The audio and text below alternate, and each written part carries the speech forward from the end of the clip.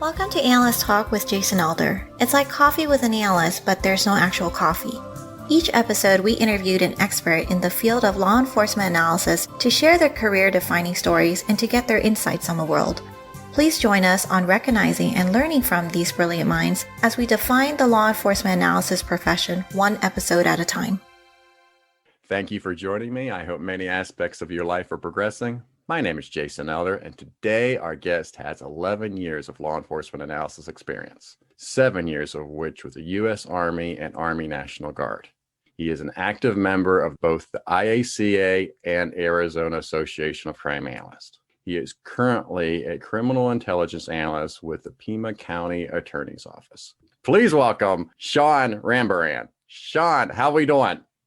I'm not doing too bad. How are you doing today, Jason? I am doing well. Thank you so much for joining me. We'll just get right into it then. How did you discover the law enforcement analysis profession? Well, it really started with my enlistment into the Army. So I started in the Army back in 2010. Even back then, I always kind of had some idea that I wanted to get into public service of some type. So when I got into the Army, I realized that I wanted to do something kind of more intelligence, more than using my brawn or, just running around. So I got into military intelligence, and that was really my eye-opening experience into the intelligence community, both in the military side of it and then the civilian side of it. Active duty for about 4 years, and then I switched into a part-time role with the Arizona Army National Guard, doing the same thing. And that was when I really had a lot more exposure to the police side of it through police departments and sheriff's departments and then other government organizations. So after I completed my bachelor's degree at the University of Arizona, I put in for a couple of positions, and then I got one working for Tucson Police Department as a crime analyst with the Counter Narcotics Alliance. So that was a lot of fun. Really enjoyed that job, working with the undercover officers, providing support, and then also helping to manage the confidential informant program that they had. You're an intelligence supervisor with the National Guard. You said it was similar between what you did in the U.S. Army and in the National Guard. What types of tasks are you doing at this time, and how many people are you supervising? So when I was active duty, I was supervising about 3 or 4 other analysts at a time. And the mission was different between when I was active duty and when I was in the National Guard. When I was active duty, we were focusing on Africa, on basically the entire continent of Africa except for Egypt. My team specialized in East Africa, so Tanzania, Kenya, Uganda, Ethiopia, and we're looking at intelligence reports that are coming in from all different types of sources, whether it's intercepted communications or satellite imagery or diplomatic cables, anything like that. Anytime there was any sort of report of note, we're looking at that, getting as much research, as much information as we can, combining that with all the different types of intelligence, and then presenting a report that we would then give to our commander, whoever that might be. Now, was this more or less a threat assessment type of report? Part of it was threat assessment. That was actually kind of like our regular duty, was to do threat assessments, specifically around all of the embassies, because that was kind of the biggest American presence in Africa, besides from the NGOs who are kind of everywhere. So we did a lot of threat assessments with the embassies, but anytime there was any sort of special event that came up, specifically with terrorist organizations, such as Boko Haram and Al-Shabaab. And then later in my time, we kind of shifted, because that was when the fall of Gaddafi happened in Libya. Then we would kind of shift gears and be like, okay, well, now let's support our commander with whatever they need specific to this kind of one-off event. And then you said it changed your mission once you came to the Army National Guard? Yeah, being in the active duty, we worked in a secure building. You can't bring your phones in. You can't bring any sort of electronics in. We're dealing with classified information, confidential, secret, top secret, all that stuff. Working with the Arizona National Guard, we're only working 1 week in a month for the most part, and then a couple weeks in the summer. And so we didn't really have the same access to that type of information. And the types of things that we were asked to help out with were more looking at enemy capabilities. So we're looking at, okay, if we see this type of artillery piece, what is the range on that piece? How many rounds can it fire and how quickly can it fire? What type of rounds it can fire? So it was more kind of on the technical aspect of that. And so some of that information is classified, but a lot of that is open source that you can just find online. So we weren't looking so much into, okay, well, let's look at these intelligence reports. And because we didn't really have access to that, it was more, okay, let's see what we can find, and looking at some military documents too that have a lot of that information and go from there. And then is it just focused on Arizona at this time? Well, when I was in my unit, they were just doing regular training, not really for a specific mission, but right as I was getting ready to leave, they were actually getting ready to deploy to Afghanistan. So at that point, all of the training was specific to what they would be doing in Afghanistan. So instead of just exercise type training where it's just, okay, for just a general enemy X, now it's actually looking at, okay, well, now let's focus towards what we're actually going to be seeing while we're over there. And so I helped them in the lead up to that, but I left the National Guard before they deployed, so I didn't go with them. So then, as you mentioned, you transitioned from the National Guard to the Tucson Police Department. So let's talk a little bit about that transition going from the National Guard to the civilian position. So the funny part about that is that I worked for Tucson Police, but I was assigned to the Southern Arizona HIDA. And so I'm working with other National Guard members who are there on a National Guard specific assignment. And so we're talking military stuff all the time because for a while I was doing both. I was still in the National Guard and working for Tucson PD. So we had lots of stuff to talk about, and that was really interesting just to see kind of both sides of it. And they were always trying to get me like, oh, well, come be assigned here, stay in the National Guard, and we'll try to get you assigned here. And I was just like, well, I did my time, and I'm kind of looking forward to being just a full-time civilian. Okay. So that's fair. I was going to ask you why you didn't continue. I'm not ashamed of that. I really liked the intel part of what I did. I really enjoyed that. But some of the military specific stuff, it just kind of was like, yeah, okay, I'm kind of over this. Mm-hmm. So is there a way for me to still do the analysis part of it and not really have to worry about the military obligations that you have to do? The waking up super early every morning and shaving my face every day and doing 12-mile ruck marches. So on the law enforcement side, just like, okay, cool. I'm not a sworn officer. I'm a civilian. I can let my hair grow out on my face and still do the analytical side of it. So this was kind of like a perfect fit for me. Okay, good.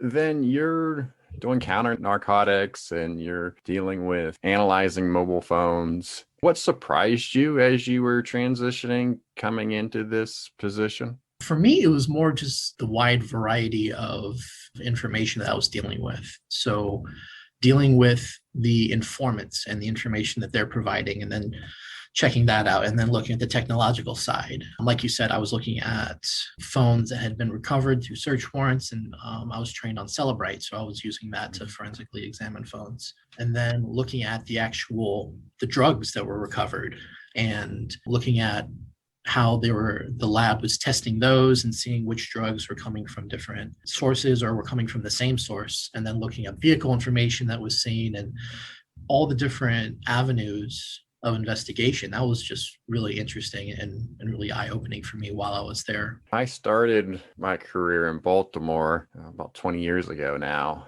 We were working on cell phone information, but this is before the time where cell phones were smartphones. And right. So this idea now, when I hear that someone's doing mobile phone examination, it's so complex now. I would guess that the Celebrite software helps out with that complexity. Oh, for sure. It wasn't just myself that was working with Celebrite. In fact, a lot of the analysts that I worked with, whether they were there from Tucson Police or another agency that was part of the Counter Narcotics Alliance, we all went through the training. And so we all kind of had a little piece of the pie when it came to the workload. But yeah, it was really interesting just to see the types of information that you could get and the wide variety of phones even that the bad guys are using, because some of them are using top of the line, the latest release for iPhone or an Android. And some of them are using phones who are just like, wait, how did he get this phone? This is a Chinese phone from 2002. Like, okay, I don't know. We're looking through manuals to see which types of cables we need to connect to it. And so now, when you say you split up the work, would you take one phone and then split out the data from there? Is that what you mean by split up the work? So there were a number of different undercover squads, and each analyst was kind of assigned to a squad.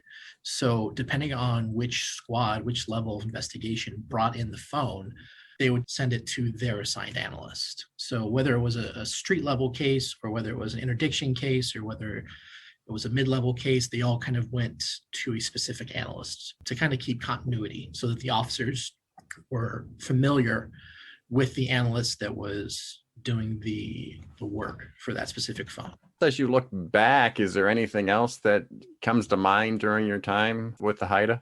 It was really interesting to see how everybody was really cooperative. And I know that's not the case all the time when you have different law enforcement agencies that are doing the same thing. There can be friction, and there can be, jealousy or, some other conflicts that come up. But being in that building where everybody's doing the same thing, and it's Tucson Police, and it's Pima County Sheriff's Department, and the University of Arizona Police even, and then all the federal agencies too, working with Homeland Security and Border Patrol. And they're all, for the most part, that I could see at least, I can't speak in absolutes, but everybody knew, okay, we're all here to catch the bad guys. And it's not about who's going to get credit for it, and my badge is better than your badge, so to speak.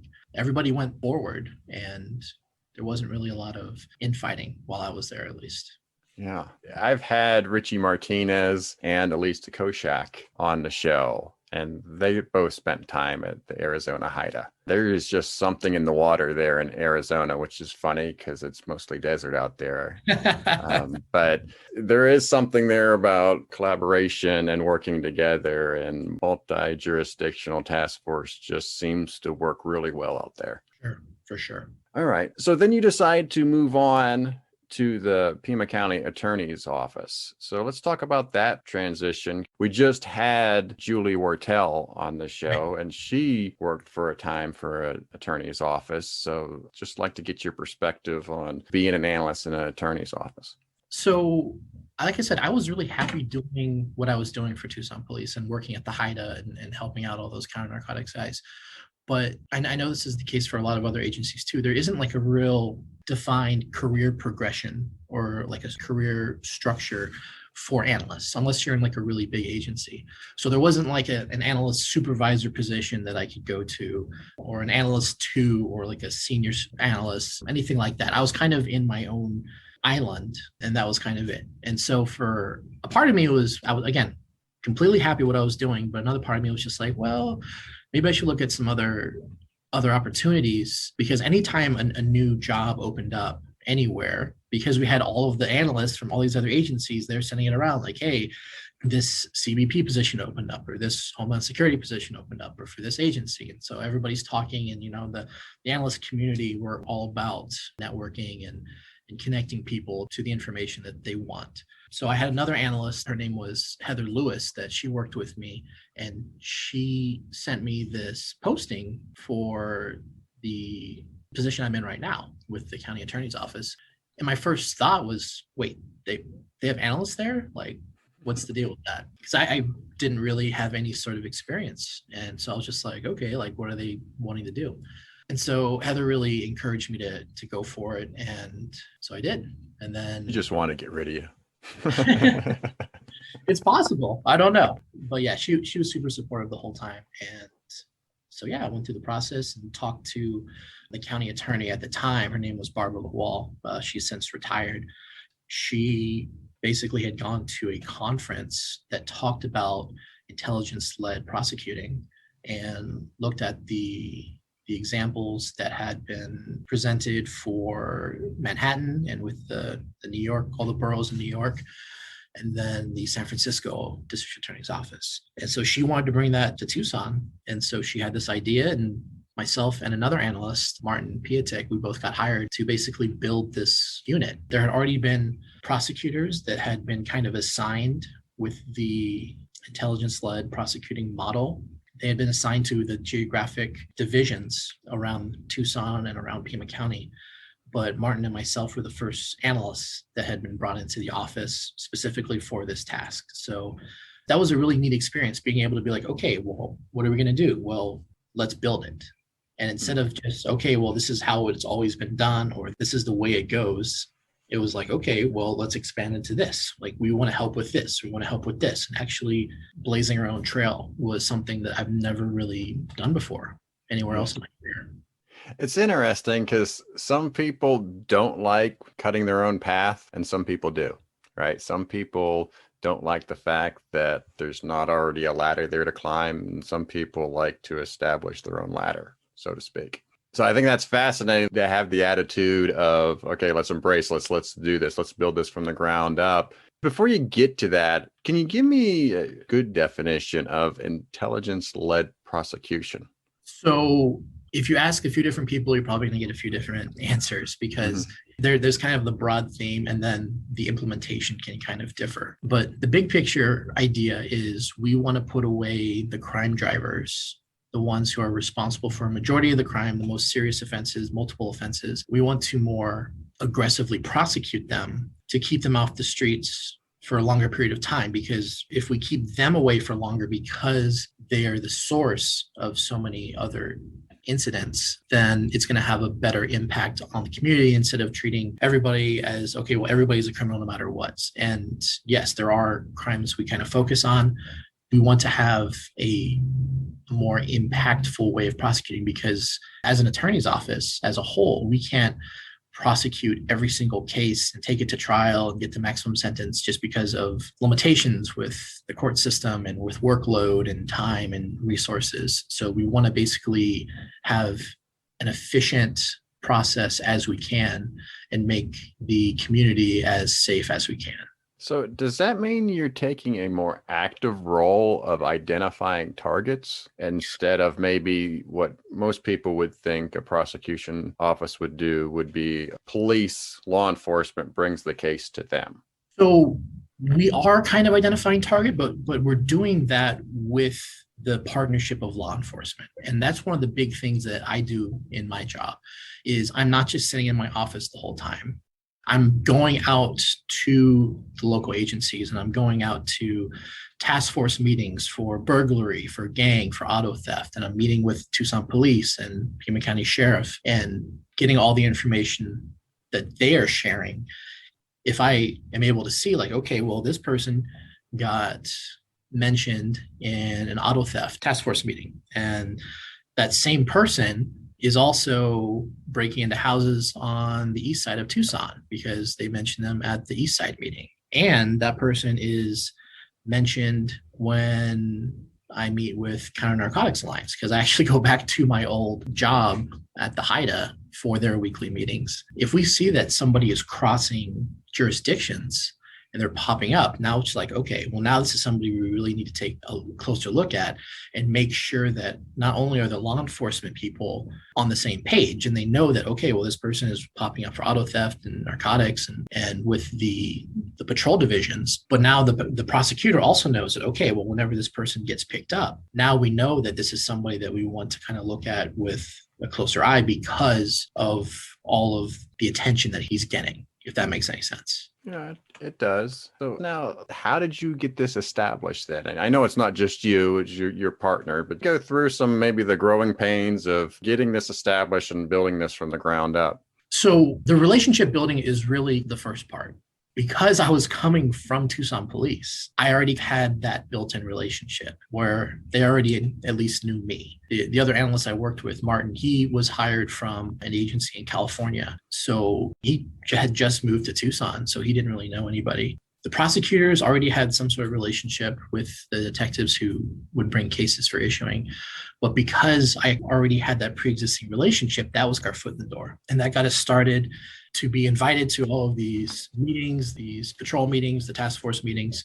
If we didn't have that, our development of building our unit here might have turned out a little bit different. So we're really fortunate that, I don't say we're fortunate because it was me, but I'm fortunate that I had that experience that was able to dovetail so well into what I'm doing now. That relationship and being able to know that law enforcement can trust you and you're not just, oh, well, you're just that office that dismisses all these cases that we work on.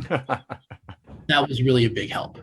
When you go to these meetings, and I'm assuming that there's analysts at the departments that you're visiting, how are you dividing up what they're going to handle in terms of workload and what you're going to handle to make sure that there's not duplication of effort? Well, all of the analysts that are working for the agencies, they're really working more on pre-arrest. They're really working on identifying suspects, and they're working on, okay, well, there's this trend of vehicle break-ins or home invasions. There's a drug rip crew going around. They're really trying to identify these people and help the officers know who these suspects are. Where I'm looking at it is more, okay, we know who this person is. When they get picked up and they get arrested and they get booked, now our office is going to be dealing with this. So now the police analyst job is kind of done because they identified him,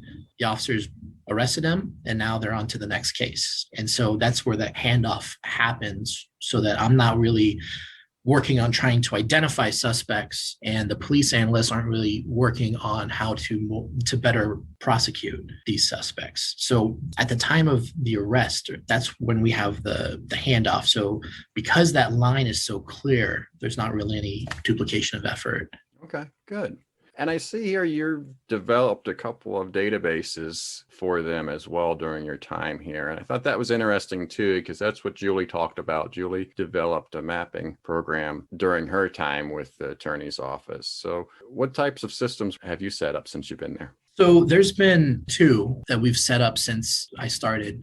The first one was an arrest alert database. And so this was something that we had heard about from another agency, from another prosecuting agency, where they wanted to have a way to notify officers that somebody had been picked up. And so when we talked to the analysts in New York, for example, they're really fortunate in the sense that they only deal with New York police. So their entire geographical area is one police department. In Pima County, we have Tucson Police Department, we have Pima County Sheriff, we have Marana Police, we have Oro Valley Police, we have University of Arizona Police. We have all these different agencies. Plus we have Native American Reservations Police. And then we have all the federal agencies. And we've all of these agencies that are all within our county. I mean, our county itself is as big as the state of New Hampshire. Wow. So we wanted to create a way so that if one agency is tracking somebody and wants to know when they get located, when they get booked, and then another agency is the one that actually catches them, where is that connection going to be made? And so because we're the central agency, because we are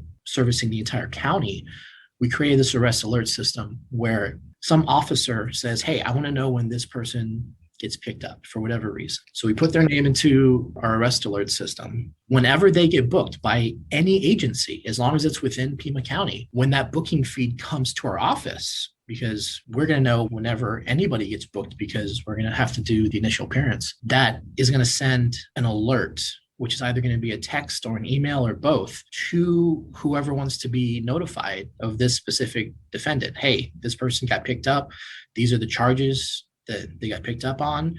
These are the people that wanted to know about this person being located, being into custody. So I think that's been the biggest feather in our cap right now, because that's helped so many, not just cases where we're looking for defendants and we're trying to find bad guys, but that's also helped out our own internal investigators, where if we're trying to find a victim or a witness who needs to testify in a case and they get picked up on a number of charges, then our detectives can go and speak to them about their testifying in a trial or whatever else they're needed for. And that actually happened in a murder case. I want to say it was a year and a half ago or 2 years ago, back when we were having regular trials. The witness got picked up, I want to say it was 4 days before the trial started. If that witness wasn't there to testify, who knows what would have happened with the case. As it turned out, it ended in a guilty conviction. Well, let's talk about your badge story now. And for those that are new to the show, the analyst badge story is the career-defining case or project that an analyst worked on. So yours is still being prosecuted. So there's only so much detail that we can go into, but let's just generally talk about the case and what you did to help solve the case. So this was the big task force project. And I had just started here in this position. I'd only been here for a few months. And then I was told to hey, we're going to have you go help out with these guys over at this meeting. So I'm like, okay, I don't really know what's going on. So the task force had been created because there was a number of ATM robberies and associated crimes. They had almost the same MO, and they had been occurring for about 15 months. And so this task force was developed because the incident locations were across different jurisdictions. Some were in the city, some were in the county. There were some that were even, one was in a neighboring county. We were pretty sure it was the same group of people. So as I got more familiar with the case and what was going on, we were able to identify the main suspect, but there were at the time 7 other people that were associated, but we didn't know their level. We didn't know if, okay, is this person just a friend, or is this person an accomplice? Is this person a lookout? We didn't really know what the involvement was. After a few weeks, things escalated in the case, and we eventually were able to locate and arrest the main suspect. And then came all of the work after that. So there were, I want to say there were 9 cell phones that were seized. Search warrants were served on. So it wasn't just the phones themselves that were examined, but now we're looking at call detail records for 15, 16 months, or as long as we could go. And so that was where they're like, hey, can you help us out with this? Because this is a lot of stuff. And so, I was like, of course, I'll help however I can. And so I helped look through the records. And so I'm looking at location data, looking at to see, okay, well, what matches up in terms of tower locations with crime locations. And then we're looking at calls, because we're pretty sure that for a number of the incidents, because there were a total of, I want to say 45 incidents. We're pretty sure that somebody was on a police scanner app and would notify them as soon as a call went through of an alarm trip or something like that. So now we're looking at, okay, well, who's calling who at the time that the crime likely occurred, or who's texting or whatnot. So that was just a lot of data to go through. And that helped us differentiate between, okay, well, this person he was just a friend. He wasn't really involved, that we can determine. With this person, he was there for, however many number of incidents, and we can place him with certainty at least these 2 locations. And so this person's going to pick up charges also. So working in that task force and then being able to definitively say, okay, well, these are the charges we need to pursue because of this evidence. That was kind of the most fulfilling part of that for me. I can't really talk about it in detail again, because it's still being adjudicated, but the main suspect is facing over 70 felonies. So. Okay. Wow. Yeah. And I think it's always interesting that several people on the show now have talked about the pattern of life analysis. When you got a cell phone and then you have an incident in time, and then you see how the activity on their cell phone changes once that particular event takes place. Yeah, and that was actually a little bit difficult for us to determine, because we're trying to establish pattern of life. And it wasn't until later in the investigation, before we had located and arrested the main suspect, we didn't know where he was staying. It turned out that he was actually staying in a 18-wheeler, just like the truck part of it. And so he was moving and just parking it somewhere, and he would sleep there and then move it again in a couple of days. And so until we realized that, we were kind of pulling our hair out, where is this guy staying at? We need to try to figure out if we can pin him down. And then once we had that information, then we're like, oh, okay, well, that explains why we weren't able to figure it out immediately. What would your advice be if an analyst gets in this situation for the first time and they get brought into an investigation and said, okay, here's 10, 15 phones, here's the data, go? My first piece of advice is to ask questions. You want to make sure that before you're dealing with something of that magnitude, of that amount of work, you want to make sure you're doing what they're actually asking for you. You want to make sure that, okay, well, let me just make this perfectly clear. You want me to do A, B, and C with these and D, E, F with these. So it would just be terrible to go through a bunch of work and spend a lot of time and then realize that that's not what they're looking for. So make sure that whatever the ask is, you're perfectly clear on what you're doing. I would say the second thing is to see if there's any ways to make that type of work easier. I mean, as analysts, we always look for like automation, if there's any way to make it a little bit easier for us, because otherwise you're just going to be looking at row A, click, row B, click, row C, click, and it gets kind of tedious that way. So if there's any way that you can use technology to make it a little bit easier for you, I would definitely look into that also. Was there a software that you used? There were a couple of different programs that we used. One that the police department was using, and then one that we were using. So they were using ZX, and then we were first looking at GeoTime, and then with Cellhawk to look at all of the CDR records, and then to display or chart the relationships between who's calling who and who's texting who between all of the phones that we had recovered. And anything else? I think that's about all I can talk about with that case right now. Okay, that's fine. All right, well, let's take a break. When we come back, I want to talk about IACA bylaws, because you're leading the charge on some bylaw changes. Bylaws aren't necessarily an exciting topic, but they're also important for the association. So we want to address this and go over what you're trying to do. You're listening to Analyst Talk with Jason Elder. We'll be right back.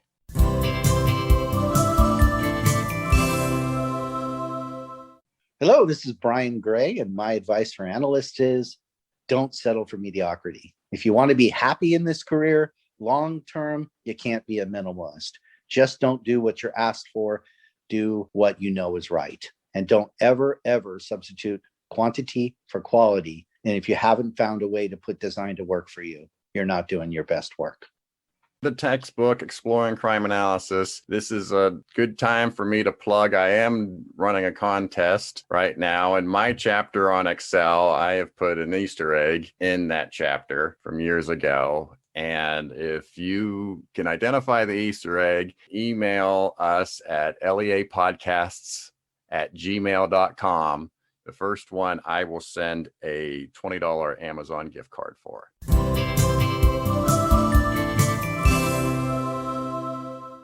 Welcome back, Sean. Now I want to talk about IACA bylaws. You're on the bylaws committee.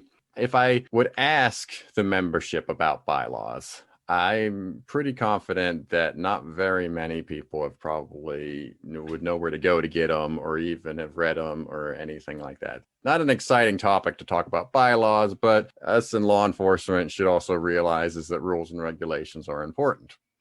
So let's talk about bylaws a little bit and get into some of the issues that you've discovered and your solutions to fixing some of those issues. So I will be the first to admit that bylaws are not the most exciting thing. They're not the sexiest thing to talk about. They can be very dry. That's full disclosure. The reason that we are looking at making these changes is because what is currently in the bylaws can cause some problems. And so what we want to do is make it so that all of these problems get cleaned up now, and we don't have to make changes to the bylaws every 6 months or every year. So we're trying to get everything kind of standardized and taken care of now. There was an outside parliamentarian who was hired by the IACA a few years ago to look at the bylaws and look at all of the things that could be improved upon. And she came up with this huge list, and then nothing kind of happened. It just kind of sat there. When I got recruited to help with the bylaws, that was kind of our starting point. So we didn't start from nothing. We already had kind of a few suggestions to go on, and we decided, okay, let's see if we can make sure there's no problems here. What are the big issues that you're seeing and trying to correct? So the big issues are that all of the operational details are listed in the bylaws. That is problematic. If we have for example, a pandemic that is going to affect the dates of the annual meeting, which is at the annual conference, those dates were put in stone in the bylaws. And so if we have to move the conference later in the year, as we're doing this year, then that's going to throw off everything if we have to abide by the bylaws. And the bylaws say this specific date must happen. So there's also incidents in the bylaws where there are specific ways that things should be run, and those processes have changed. We want to basically mirror the United States Constitution. The US Constitution is just your backbone. It's going to tell you this broad, general overview of what is going to happen. You don't need to put changes to the speed limit in the Constitution. And so all of the operational details for how the elections committee works or how the ethics committee works, those don't need to be in the bylaws. The bylaws should be general, and all of the specific details should be in the charters of these other committees. So with these amendments, that's the end goal. Okay. And the charters are easier to fix or easier to change, right? Absolutely. The executive board can approve changes to the charters. When it Right. comes to the bylaws, though, that process of changing the bylaws takes a membership vote, correct? Yes, it does. And like you said, the charters can be much more easily amended than the bylaws. So anything that's going to change, any sort of date specific information with the conference, with elections, we want to take that out. Put it in the charters. The charters are updated every year anyways. The bylaws should just be for general information. You're making this change now to the bylaws. So there's a process in place to make changes, right? And you going through them. So I guess let's start there with what is the process to change a bylaw? So that is one of the things that is in and of itself a change that we're proposing, because as of right now, there is no clear process for how a bylaw can be proposed.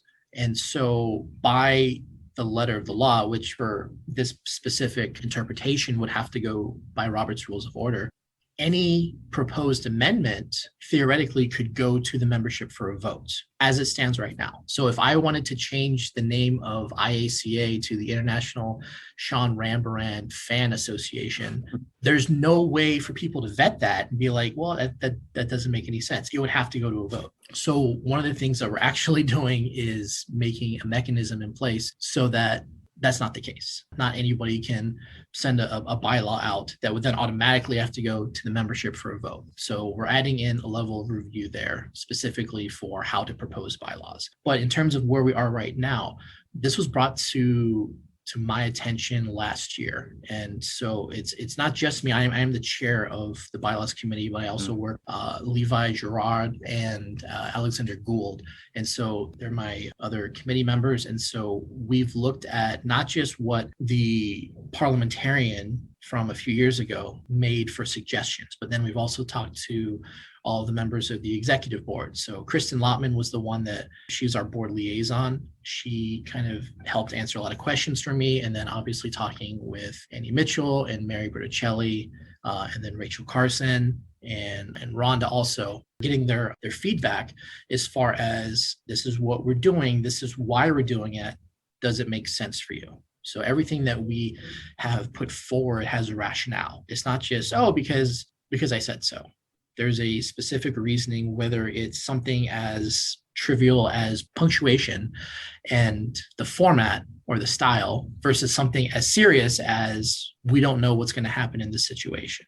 So I don't remember exactly if it was on one of your earlier episodes or something I see on the forums, but someone had made the suggestion of, okay, well, if the entire executive board is unable to serve for whatever reason, whether they're the subject of an ethics investigation or whether they all resign at the same time, what happens from there? Yeah, that was Ria Gerstenkorn, who is the chair of the ethics committee. And she didn't realize that was the case, that it probably would go back on her if she would have to make the decision, because there's nothing in the bylaws that state how the association should behave. And so that's one of the things that we've added in there. So basically, in case of emergency, break this and look at this bylaw. And so what we've proposed, again, after speaking with the executive board and a few other people, we've basically said that in the event that the entire board cannot fulfill their duties for whatever reason, then we would look at all of the chairs of all of the other existing committees, and then whoever had the longest tenure in that position and with IACA would then become the acting president. And then the next one would be VP of administration, VP of membership, so on and so forth. Okay. So that's one of those things where it's just like, I don't know what would happen. Like, what would we want to do? And so we thought that would be a good solution in the highly unlikely, but still possible case that happens. Okay, good. I'm glad that got addressed. And so with this change that you're talking about, there's a special section on the forums talking about this, and you give 30 days for there to be a discussion about this particular change. And then it goes to a voting stage, correct? Yes. And then during the voting stage, I think, as you mentioned yesterday in the prep call, you can still have dialogue and questions and answers, but let's drive home what the difference between when it's the voting period and then when it's the discussion period. So the discussion period, the 30 days after I had made the announcement on the forums, we could discuss any of the questions that any of the members may have about what we're doing or why we're doing it. And we could still make changes to what we're putting forward. Once that discussion period closes and now we move forward to the voting period, we can still talk about it. And I have made myself available to all of the membership by forum post or by email. Nobody's really taken me up on that because, again, bylaws aren't the same. But once that happens and we're in the voting period, we can still talk about it, but now we can't make any changes. At that point, once we discuss it, it's just a yes or a no to the proposed amendment instead of, okay, well, let's kind of tweak it to look like this. And I would really encourage members to at least take some time to look at the forum post and the information that's being proposed. Because I know, based on the changes that were made the last time, there was some things that I didn't necessarily agree with that went into law. And so I really encourage folks to read, review, and make sure you understand what's being proposed here. And I know a lot of the documents can be kind of hard to find, or looking for things on the website as it's kind of been transforming over the last few months can be kind of difficult. But in that forum post, I've put down the current version of the bylaws as they stand right now, all of the proposed amendments that we're offering, and then how the bylaws would look if all of those proposed amendments are approved. So you can look at all of them. And like I said, they have the rationale for all of the amendments. Why are we doing this? It's not just a blank, oh, well, let's just put this forward and see what happens. There's a reason for it, whether that reason is style or punctuation, or if there's a legal reason, like there is some portion that we're changing because it leaves the IACA open to lawsuits if we don't change it. So that's all there. And if you have any questions going through that, I'm always here for you. You can email me, bylaws@iaca.net. And we can put my office email and desk phone also in the episode description if anybody wants to call me or talk to me. I'm here for everybody to answer any questions you might have. Very good. So when do you anticipate us voting on these bylaw changes? So I initially had made the post at the end of March. So we're not going to say exactly 30 days. We're going to give it a few more, but I believe we're going to start voting the first week of May. So I believe it's going to be Monday, May the 3rd is when we're going to start. And then the voting period is going to be open for 2 weeks. So during that time, if you have any questions, bring them up. Otherwise, you can vote on all of the proposed amendments, or some of them or none of them, whatever you want. But the vote will be determined by the voting members, not just all of the members. So those who actually share their voice are the ones that are actually going to be impactful. You confused me there. So can anybody vote, or is it any member? No, let me clarify. So the results are based on the people that vote. So the entire Okay. membership can vote, but if you choose not to, then we're not going to say that, okay, well, out of the thousands of members, we need 1,000 votes to pass. I It's see. just whoever decides to vote, we're going to look at their choices, yes or no. And then it's a 2/3 vote needed to pass an amendment. So 2/3 of the membership or 2/3 of 2/3 of the voting. whoever votes. Okay. Yes, I see now. And do we vote similar to how we would vote for an executive board member position? Yes. So the only difference is that, there's the possibility in an election that you have 3 or more candidates for a position, but I'm going to be talking with Manny San Pedro next week, actually, along with Kristen, to make sure that the ballot is as clear as it can be. And so it will basically say for proposal number 1, a yes vote means that we're going to add this language to the bylaws, or we're going to change this language, or we're going to remove this language. And then a no vote will have no effect. And then you just vote yes or no.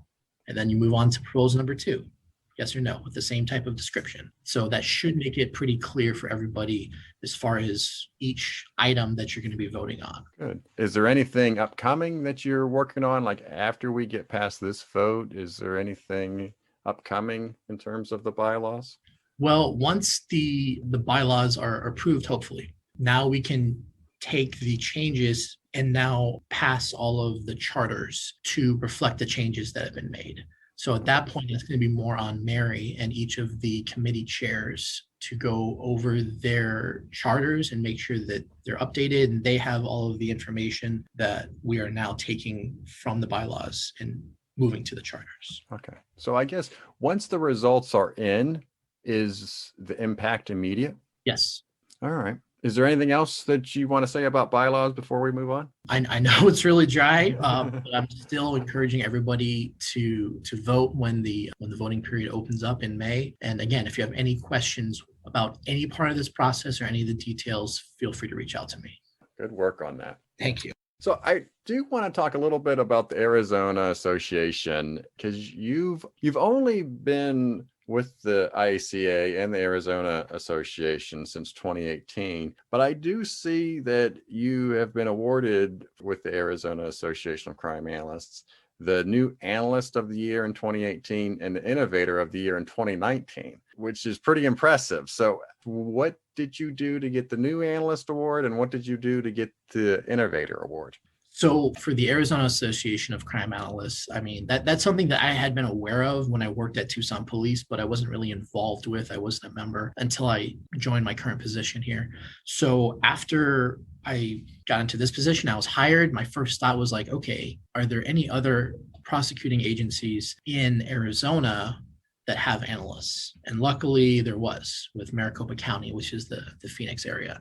So I was able to talk to a couple of analysts there. I talked with Debbie McKenzie, who at the time was the president of AACA. And then I also talked with Aaron Wickersham, who is currently the vice president. They kind of were able to connect with me and, hey, we're having this meeting, you should come up for it. And so that was kind of how I got involved with AACA. And then as part of that membership, because they're one of the recognized regional associations, that's how I got into IACA. And then right about that time, they asked me if I wanted to fill a vacancy on the board, which I did. So I became the vice president of AACA, which is basically the person who is responsible for organizing all of the training events. So because myself and Martin were new analysts in the eyes of the AACA as new members, we were nominated and won the new Analysts of the Year. We shared that award. And then as the vice president for the next year, organizing all the training events, I wanted something that was going to be kind of fun to do and something that's a little bit more memorable instead of just sitting through a lecture or a PowerPoint presentation or something like that. So I was trying to think of ways that we could stretch our analytical muscle, but do it in ways that were kind of unique. So just as an example, one of the things we did when we met for a meeting is I separated all of the attendees into like 5 separate groups. And I gave them a bag, and the bag had a bunch of puzzle pieces in it. So it was like 100 pieces. I said, okay, you guys are going to have a different puzzle, and you guys are all going to have to work on it. So there's like 6 people to a team, but you don't know what it is you're working on. like you don't know what the picture is. And so that's supposed to kind of mimic a lot of the work we do, where we don't know exactly what the outcome's going to be, but we still are trying to put pieces together. And then as a little wrinkle, I said, oh, and by the way, one of the pieces from all of the other puzzles is in your bag. So now you have to coordinate with the other teams to figure out which piece belongs to them and which piece of theirs belongs to you, which is supposed to kind of mimic the way that we reach out to other agencies, to other analysts, because criminals don't tend to stay in just one area in a neat little box. So that was just kind of one of the examples of something that I put together. All it costed me was some Ziploc bags and some dollar store puzzles. And a lot of people really liked that type of training. And again, it's putting together puzzles, but you're still analyzing and you're still working together and you're still communicating. And that was one of the things that was mentioned when I was nominated and won the Innovator of the Year. Yeah, I would say that is innovative. Good deal. So if anybody wants to steal that idea, go right ahead. It's not copyrighted or anything like that. I won't get mad. All right. Let's talk a little bit about personal interests to finish up. I don't want people leaving here thinking that you're the boring bylaws guy. And so you're a sports fan. So what are you watching these days? So I really like baseball a lot. I will play or watch really any sport, but baseball is probably one of my favorites. So I'm a big fan of the Diamondbacks, and if anybody I meet in the analyst community is a baseball fan, I will always kind of lead the conversation that way. I know I was just talking with Joe Ryan, who's over in Auburn, Washington. He's with NORCAN. I was talking with him, and he's a big Mariners fan. And so as soon as I met him, I met him a few years ago, but we were just talking recently. And so we're always going to be talking about baseball and the way the Mariners are going and the way the D-backs are going. So that's just a lot of fun for me. I play in a league also. So I'm on a men's team here in Tucson. And then I've been doing Brazilian Jiu-Jitsu for a little over 10 years now. And that's a lot of fun for me also. A way for me to try to stay in shape and then also, simulate murder, which is always fun. Well, that's memorable now. So, all right. All right. Well, very good. Our last segment to the show is Words to the World. And this is where I give the guest the last word. Sean, you can promote any idea that you wish. What are your words to the world? So it's kind of be two related things. So the first one is really value face-to-face communication. I know with the pandemic, face-to-face might be looking through a computer screen, but just knowing who you're talking to and appreciating that, I think that's something that we're kind of losing in just a busy world when we can just do something in a text message or we can do something in an email. So really, really value that interaction, because I think that's something that's kind of going away. And now somebody, instead of a name and a person, is just going to be a number. The other thing is kind of based on that. Don't argue on the internet because you will never win. So if you're have an opposing viewpoint on any issue and you're arguing with somebody on Facebook or Twitter and you don't know them, just don't even get into that. Don't even get into that, that argument, that discussion that is going to turn into an argument, because that person doesn't know you. You don't know them. Just save yourself the stress and just ignore it. Very good. Well, I leave everybody with you've given me just enough to talk bad about you later. I do appreciate you being on the show, Sean. Thank you so much, and you be safe. Thank you very much, Jason. Take care. Thank you for joining us today on Analyst Talk with Jason Elder. We hope you not only enjoyed the show, but also learned something new. For more information on our guests and information relating to today's topic, please visit our website at leapodcast.com.